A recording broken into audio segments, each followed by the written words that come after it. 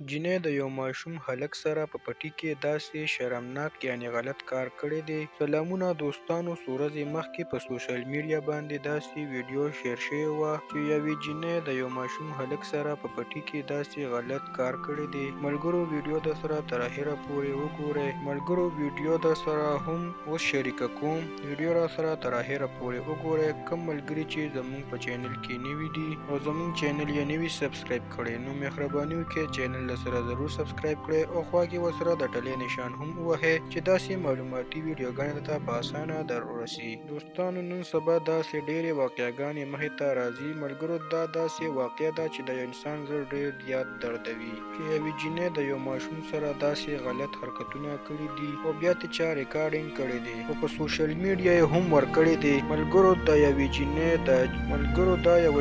ده چې یو ماشوم یې په سبانه د کور نه پټو ته راوبوتللی دی او ورسره یې داسې حرکتونه کړي دي. جینۍ خپل ټول هر څه ښکاره کړي او هلک د خپل شرمګاه پورې مږي او خپل شوق پې پوره کوي. ملګرو جینکۍ د ماشومانو سره څه داسې کارونه کوي او خپل شوق پې پوره کوي. ملګرو داسې جینکۍ د ماشومانو سره ځکه داسې کارونه کوي او خپل هوس پې پوره کوي چې ماشومان له داسې کارونو نه وي خبر او نه چاته حال وایي. خو داسې جینکۍ په داسې ماشومانو باندې خپل شوق پوره کوي.